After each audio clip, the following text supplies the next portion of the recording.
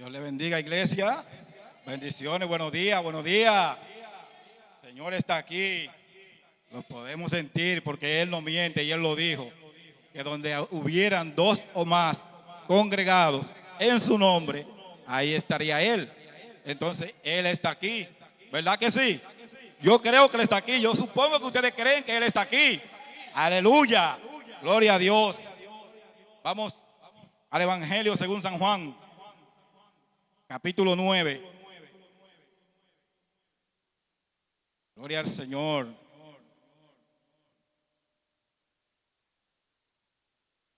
Juan 9.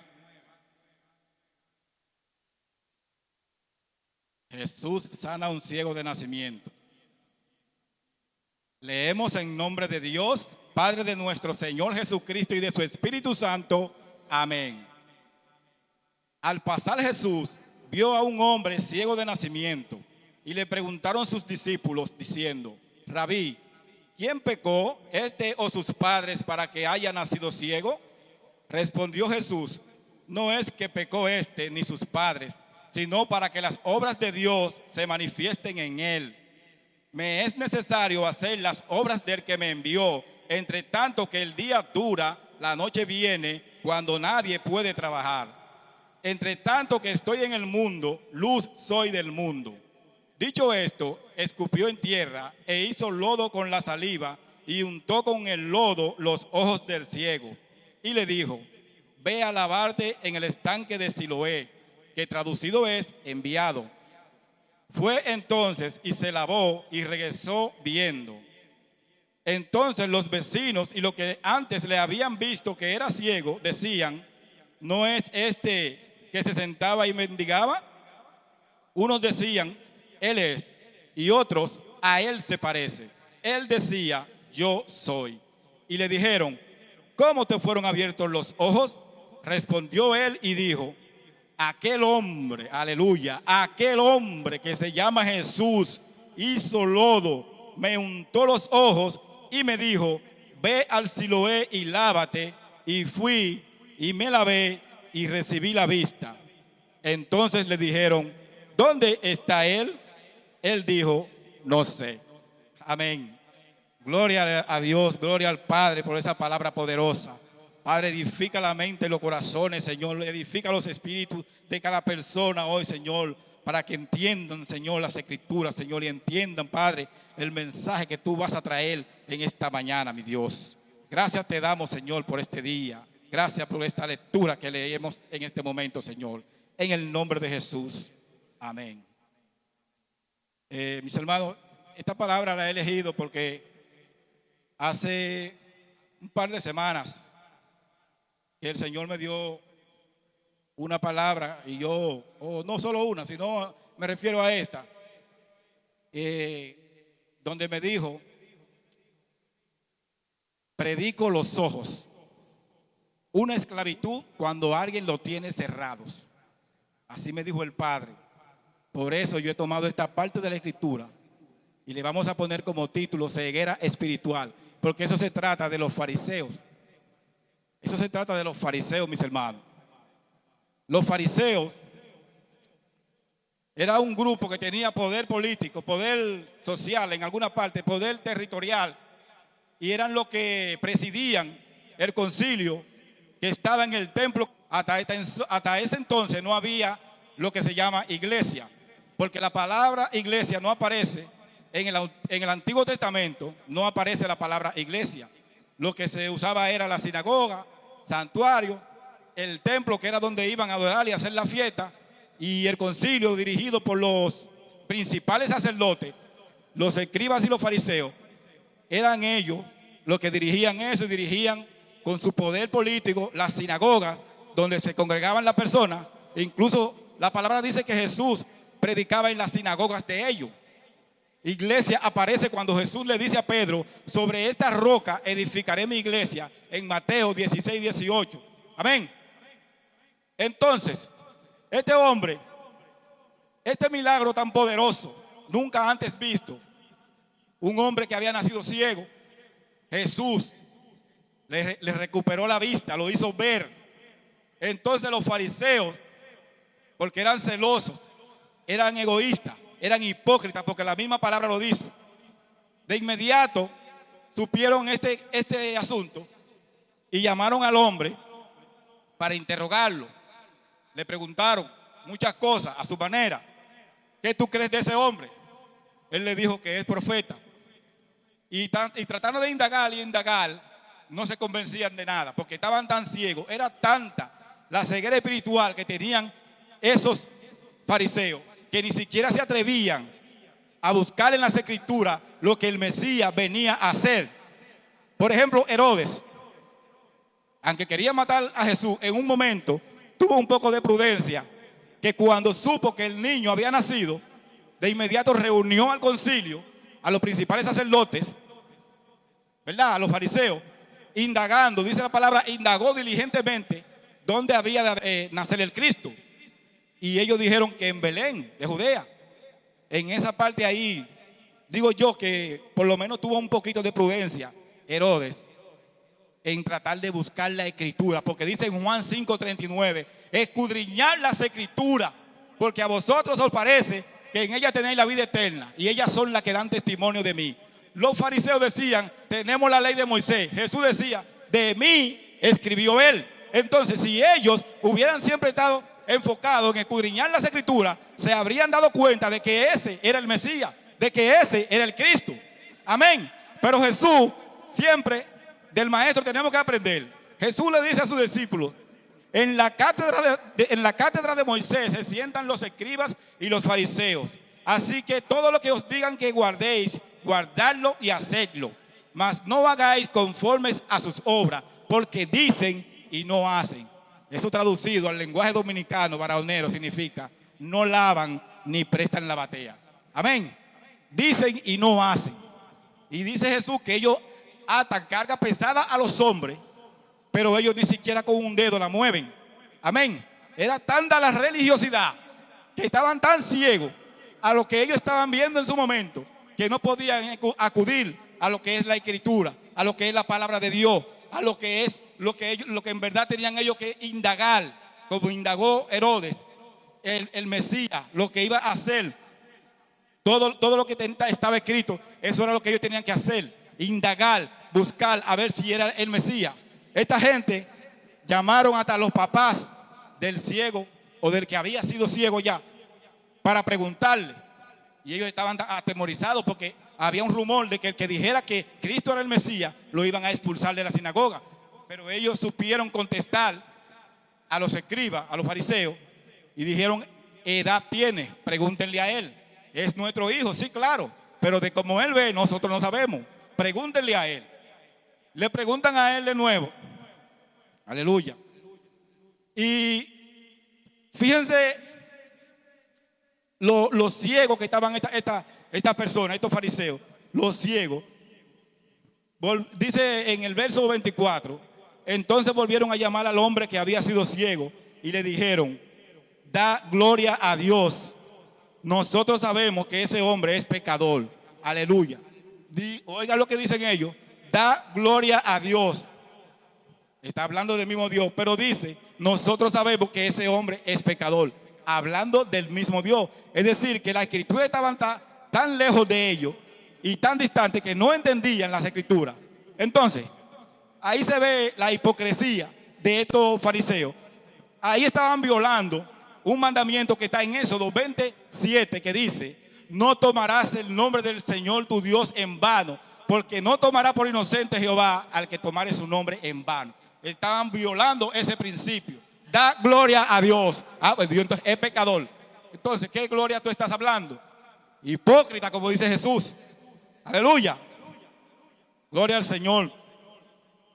Entonces, como tenemos que aprender del maestro, esta gente siempre buscaban ocasión por donde hacer que el maestro fallara o encontrar, según ellos, un fallo en él para poder acusarlo, para poder tentarle, para poder llevarlo delante del rey de ese entonces y acusarle, porque los planes de ellos eran macabros siempre contra Jesús. Era una acechanza que siempre tenían contra Jesús, porque a ellos, como dice Jesús, les gustaban las salutaciones en la plaza, los primeros asientos en la sinagoga, le gustaba la lujuria del mundo, las mejores túnicas.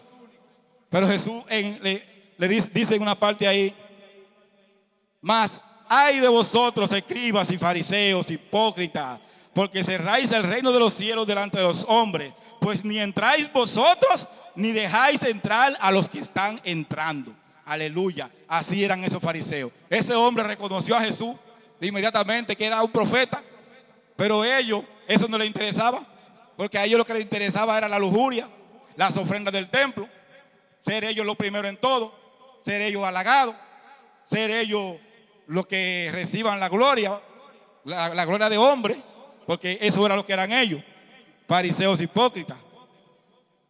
Ay de vosotros, escribas y fariseos hipócritas, porque diezmáis la menta y el eneldo y el comino, y dejáis lo más importante de la ley, la justicia, la misericordia y la fe. Esto era necesario hacer sin dejar de hacer aquello, dice Jesús.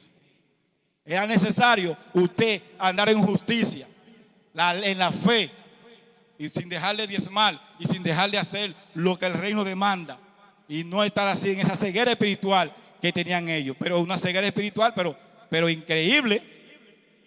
Y ellos lo llaman al hombre y siguen interrogándole. Entonces el hombre, hubo un momento que le dijo, él es pecador, él está bien, porque ellos le dijeron: este hombre es pecador. Pero él le contesta y le dice: yo no sé si es pecador, yo no sé qué es lo que es, yo no sé, pero yo lo que sí sé es que yo era ciego y ahora veo.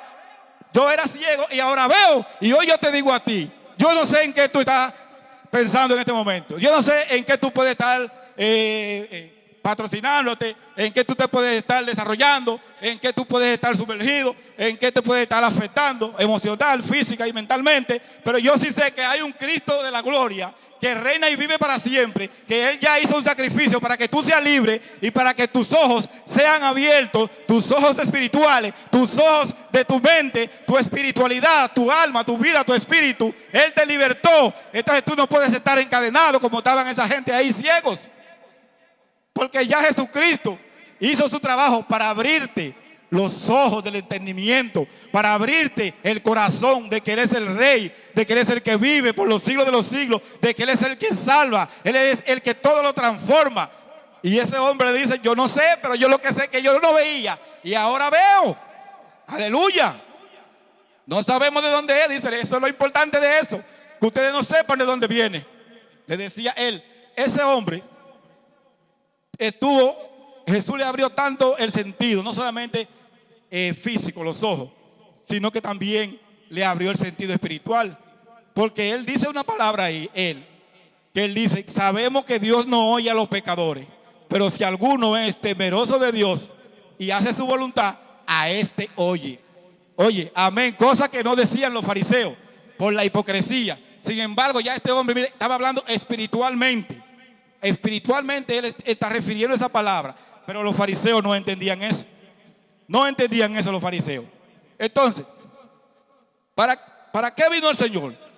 Cuando llega a la sinagoga en Lucas 4, 17 dice: y se le dio el libro del profeta Isaías, y habiendo abierto el libro, halló el lugar donde estaba escrito: el Espíritu del Señor está sobre mí, por cuanto me ha ungido para dar buenas nuevas a los pobres, me ha enviado a sanar a los quebrantados de corazón, a pregonar libertad a los cautivos y vista a los ciegos, a poner en libertad a los oprimidos, a predicar el año agradable del Señor. Amén. Pero esta gente, con esa ceguera espiritual que tenían, no entendían eso. No entendían eso. Ellos no entendían eso. ¿Qué estaba haciendo él, Jesús? Cuando los discípulos de Juan vinieron, porque Juan lo envió desde la cárcel a preguntarle: dile si es él o si tenemos que esperar a otro. ¿Qué le dijo Jesús? A lo mismo que él vino. Dijo Jesús: haced saber a Juan lo que habéis visto y oído. Los ciegos ven, los cojos andan, los leprosos son limpiados, los sordos oyen, los muertos son resucitados, y a los pobres es anunciado el evangelio. Como dice ahí, el evangelio, a predicar el evangelio, a predicar la buena palabra de Dios y la buena esperanza del Dios nuestro, lo dice en Isaías. Amén. Pero los fariseos, era tanta la ceguera espiritual y era tanta la lujuria que ellos querían tener, y en la cual ellos estaban queriendo estar ahí siempre y no salir de ahí, que no entendían nada de eso. Según la regla fundamental de la hermenéutica, la primera y principal regla es la Biblia interpretada por la propia Biblia. O sea, la Biblia se interpreta a sí misma. Si ellos hubieran escudriñado la Escritura, como dice Jesús, ellos hubieran interpretado que ese era el Mesías. Porque se profetizó que venía en un pollino hijo de asna. ¿Y no sucedió? Sucedió, pasó. Se profetizó que venía, que iba a ser nacido de una virgen que no había conocido varón. ¿Y no sucedió? Sucedió. Pero ellos estaban tan ciegos que ellos no entendían eso. Ellos lo que decían, a la ley de Moisés tenemos un padre que es Abraham. Dice Jesús, si su padre fuera Abraham, las cosas de Abraham harían. Pero ustedes quieren matarme a mí, hombre, yo que le he hablado la verdad. Y eso no lo hizo Abraham. Entonces, era tanta esta ceguera que tenían ellos. Mis hermanos, miren, nosotros tenemos que aprender de las cosas positivas, las cosas que Jesús alabó, las cosas que Jesús resaltó, las cosas que Jesús felicitó y las cosas que Él levantó, porque la Biblia es una escuela, esa es una universidad. Tenemos que aprender de eso. Y las cosas que Jesús omitió, las cosas que Jesús rechazó, también tenemos nosotros que aprender de eso. Y rechazar las cosas negativas, la ceguera espiritual, las cosas que no vienen de Dios. Porque en estos caminos, mis hermanos, miren, aleluya, hay que ser como un quechel. Hay que ser como un quechel. El quechel tiene que atender dos asuntos. Tiene que atender lo suyo, pero también tiene que atender al contrario. Es así también en el mundo espiritual. Nosotros tendremos que atender nuestro asunto espiritual aquí con Jesús, pero no nos podemos descuidar del contrario. Si al quechel se le va la bola, ¿qué pasa? Avanza el enemigo, se le anota una carrera. Entonces no podemos dejar que a nosotros se nos vayan las cosas. Tenemos que estar pendientes de la Escritura principalmente. Tenemos que estar pendientes porque no podemos dejar que pasen las cosas, porque el diablo toma ventaja. El diablo entonces gana terreno y eso no nos conviene a nosotros. Que él esté por encima de nosotros, por delante de nosotros, no nos conviene. Pero si nosotros estamos en la Escritura y estamos enfocados y estamos en lo que dice Jesús, nosotros vamos a ganar terreno nosotros y el diablo tiene que quedarse atrás. Mientras más busquemos la llenura del Espíritu Santo y más busquemos la Escritura, más nos vamos a llenar, más nos va el Espíritu Santo a revelar, más nos va a mostrar, más vamos a llegar lejos. Y entonces el diablo a eso no le conviene. Y el diablo, cuando usted está sometido con Dios, bien metido con Dios en lo espiritual, el diablo sabe si usted ora o no. El diablo sabe cuando un hombre o una mujer es de oración. El diablo sabe cuando un hombre o una mujer Dios le habla, Dios trata con él. El diablo sabe muy bien todas estas cosas, porque él sabe de la Escritura y él conoce a Jesús primero que todos nosotros. Nosotros lo conocimos nosotros ahora desde que tenemos raciocinio, pero él lo conoce desde la eternidad, porque él estaba allá. Él estaba allá con Jesús, pero como dice la palabra, por sus muchas constataciones, y yo diría que por sus ambiciones, ahora está aquí abajo. Y Jesucristo le ha dado el poder a su iglesia de que nosotros a Él le podamos pisotear la cabeza. Porque dice la palabra que el Dios de paz aplatará en breve a Satanás debajo de vuestros pies. Así que yo lo creo, que yo lo voy a aplastar debajo de mis pies, porque el Señor lo dice en su palabra. Y está en su palabra y yo lo creo. Solamente tenemos que estar enfocados y sometidos en esa palabra y creerla.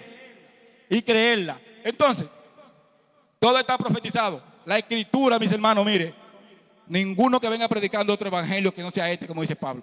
La Escritura, la regla fundamental de la hermenéutica, es la Escritura su propio intérprete. La Escritura en este tiempo está interpretando lo que dijo el mismo Jesús hace 2000 años atrás.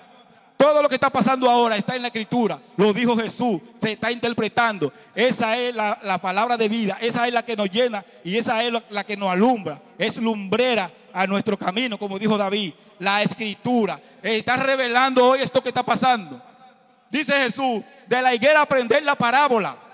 Cuando ya su rama está tierna y brotan las hojas, sabéis que el verano está cerca. Así también vosotros, cuando veáis todas estas cosas, conoced que está cerca, a la puerta.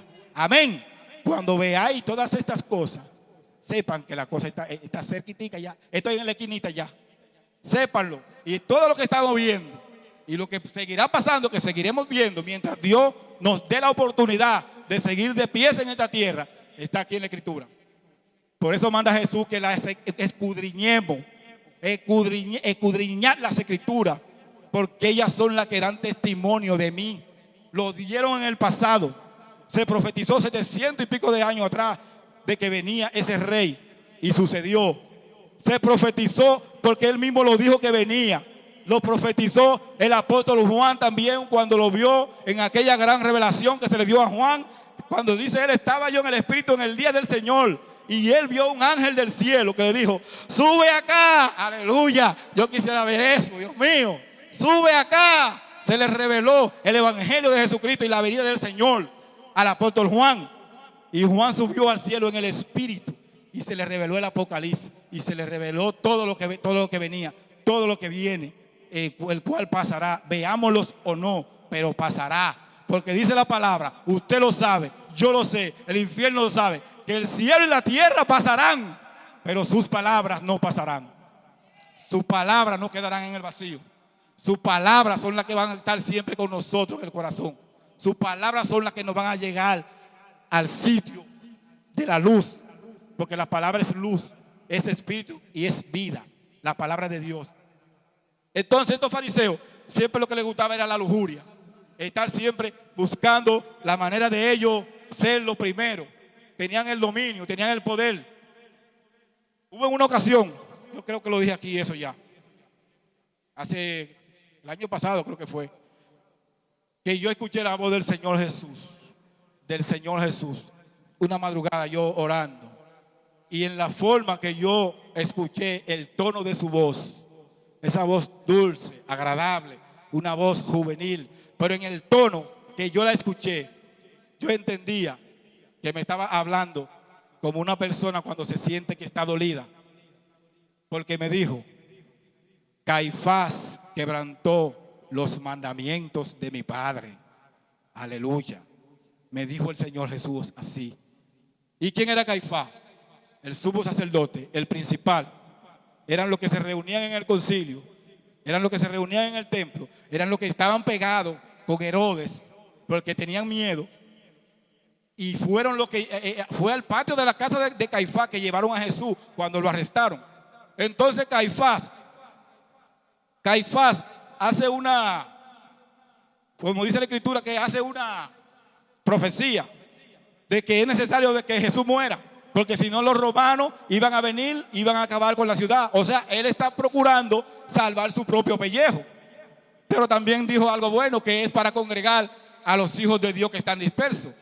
Pero entonces Caifás, porque tú tuviste que ver en el arresto de Jesús, porque tuviste que ver en cuando Jesús estaba frente a Pilato, que estaban persuadiendo a la población a que dijeran, suelten a Barrabás y dejen a Jesús, crucifiquen a Jesús. Eran los principales sacerdotes, eran ellos mismos, eran esos fariseos, esos hipócritas, guías ciegos, como le llama Jesús, los que hicieron que a Jesús lo crucificaran. Estaba profetizado que tenía que pasar, pero no debió de haber pasado por ellos, porque ellos conocían la ley, ellos conocían que el Mesías venía. Pero ¿qué pasa? Que el Mesías no vino como ellos pretendían o creían que tenía que venir, porque el Mesías no vino de un reino terrenal, el Mesías vino de un reino celestial, porque él dijo, mi reino no es de este mundo. Y para venir de un reino celestial, él se hizo hombre, se hizo humilde como usted y yo. Porque si es otro, manda a buscar un carro de los de Faraón y va con toda la lujuria. Pero no, él mandó a buscar un burrito. Le dijo a Pedro, mira, hay un burrito amarrado allá en tal parte. Vayan y desátenlo y tráiganmelo. Si le preguntan por qué están haciendo eso, díganle, el Señor lo necesita. Aleluya. Se fue el Espíritu Santo por ahí. Aleluya. El Señor lo necesita. Vayan y tráiganmelo. Y trajeron el burriquito. Y él se montó en el burriquito. Y allá fue en la entrada triunfal de Jerusalén. Y tendían palmas y muchas ramas en el suelo. Y estaban ahí pregonando y alabando el nombre del Señor. él sentado en su burriquito, y se cumplió la profecía. He aquí, tu hijo vendrá en un pollino, hijo de asno. Pero estos escribas y fariseos no entendían eso. No, porque era demasiado la ceguera espiritual que ellos tenían. Jesús resucita a Lázaro. Resucita a Lázaro. Todos conocemos esa historia. En vez de alabar a Lázaro, de que este hombre ya ha resucitado muerto, este hombre está levantando los cautivos, este hombre está abriendo vista a los ciegos, este hombre está sanando los quebrantados, este hombre está sanando gente, está haciendo cosas que no se veían. Resucita a Lázaro, pero inmediato el concilio se reúne. Se reunió el concilio, los fariseos. ¿Para qué? Para destruir a Jesús, para tramar contra el Mesías, para tramar contra el Salvador. Porque era tanta la ceguera, que tengo que repetir esa palabra varias veces, que no podían ver ni siquiera eso. Jesús decía, pero si no creen por mí, pero crean por las obras, le decía Jesús a la gente. Y esos fariseos tenían gran parte de la población persuadida para que no creyeran en Jesús, para que lo contradijeran, para que le hagan la contra en todo. Dice en Juan 12:42, con todo eso, aún de los gobernantes, muchos creyeron en él, pero a causa de los fariseos no lo confesaban para no ser expulsados de la sinagoga, porque ellos tenían el control sobre la sinagoga. Ellos dirigían el concilio y ellos dirigían todo en la sinagoga. Ellos eran los que ponían a la gente, pero habían gente, de los principales, no lo confesaban. Y eso mismo pasó con Nicodemo, que estaba oculto. Nicodemo era un hombre creyente y tuvo que ir a Jesús de noche y hablarle. Sabemos que tú vienes de Dios, porque ningún hombre que no venga de Dios va a hacer eso. Y Jesús le explicó ahí, se metieron en esa conversación espiritual que todos conocemos, muy preciosa. Nicodemo, por lo menos Nicodemo creyó. Nicodemo era un hombre creyente, era un hombre que creía. Y Jesús le hizo entender a Nicodemo también que él era el Mesías. Y Nicodemo se fue edificado. ¿Por qué? Porque habló con el Señor, habló con el Mesías, habló con el que trajo la palabra, con el que había de venir, el que se esperaba. Jesús decía, muchos profetas quisieran haber visto lo que ustedes ven, le decía a la gente, y no lo vieron, porque lo estaban viendo a él. Entonces los fariseos, después de que Jesús resucitó a Lázaro, ellos tenían su gente para que vayan detrás de Jesús a ver cómo lo acechan. En una ley le dicen los fariseos, ya veis que no conseguís nada, mira cómo el mundo se va detrás de él, porque ellos lo que querían era que se andara detrás de ellos, donde ellos se reunían, como era una costumbre, que la gente también vaya a oír sus filacterias, como dice Jesús, a oír las cosas que ellos hablaban. Pero ahora las cosas se estaban volteando, porque había un pueblo que estaba creyendo, porque siempre va a haber un remanente que va a creer, siempre va a haber un remanente que va a entender, siempre habrá un remanente que sabrá que el Mesías viene y que lo que él dijo se cumple, se cumplió, se cumple hoy y se cumplirá mañana. Siempre habrá un remanente que entenderá. Y había un pueblo que seguía a Jesús, se iban de aldea en aldea. Jesús tomaba por el mar y ellos se iban por tierra. Jesús les decía, ¿vinieron por el pan o vinieron por mí? Aleluya. Y ellos iban detrás de Jesús, pero muchos iban, era buscando esa sanidad interior, esa sanidad del alma, que solamente Jesús da. Solamente Jesús la da. A una mujer que tenía 18 años, atada por Satanás, como dijo Jesús, con un tumor en la espalda, y estaba siempre en la sinagoga. Pero esos fariseos nunca hicieron un milagro con nadie. Jesús viene y la sana, la libra de esa. Ella andaba encorvada, o sea, se supone que andaba así por la joroba que ella tenía, y Jesús la sana y la liberta. Pero salta uno de los fariseos, 6 días hay para trabajar, en ello hacer todo y sanar, pero en el día de reposo no. Jesús, ¿qué le dijo? Hipócrita. Así le dijo Jesús, hipócrita. No desatan ustedes su buey cuando se les pierde su asno, y ustedes van y lo buscan en el día de reposo. Y esta hija de Dios que Satanás tenía atada durante 18 años, no era lícito sanarla en día de reposo. Por eso Jesús le decía, hipócritas, ay de vosotros, escribas y fariseos, guías ciegos. Gloria a Dios. Aleluya. Entonces, mis hermanos, para ir concluyendo, tenemos que estar pendientes de la profecía, tenemos que estar pendientes de la palabra de Dios, porque es la palabra que nos va a edificar, es la que nos dirige. De hecho, nos dirige, esa palabra nos dirige, nos revela esa palabra. Entonces, tenemos que ser como el Ketcher, ya le dije, atentos. No podemos dejar pasar nada, porque estamos en el medio de mundos espirituales, uno de maldad y uno de bondad y uno de maldad. Y nosotros estamos en el medio. Entonces, del que usted se alimente más, ese estará con usted. Si usted se alimenta de Dios, de la palabra de Dios, ese lo defenderá. Ese va a responder por usted, porque el que invita paga. Ese va a responder por usted. Pero si usted se alimenta del mundo, porque el mundo pasa y sus deseos, y todo lo del mundo, el diablo lo tiene controlado porque él es el príncipe de este mundo, según dice la propia Escritura. Por eso es que la Escritura se interpreta a sí mismo. Entonces, lo que usted aproveche en lo espiritual, en la palabra de Dios, eso a usted lo va a fortalecer, eso lo va a edificar, eso lo va a llenar y lo va a tener siempre plantado, como árbol plantado junto a corriente de agua. Así dice la palabra. Que aunque pasen los tiempos, mire, su hoja no va a caer y sus frutos siempre van a permanecer. Así que tenemos que permanecer en esa Escritura. Dice en el libro de los Hebreos, por tanto, es necesario que con más diligencia atendamos a las cosas que hemos oído, no sea que nos deslicemos. Porque si la palabra dicha por medio de los ángeles fue firme y toda transgresión y desobediencia recibió justa retribución, ¿cómo escaparemos nosotros si descuidáramos una salvación tan grande? Entonces, mis hermanos, no podemos descuidar esa salvación.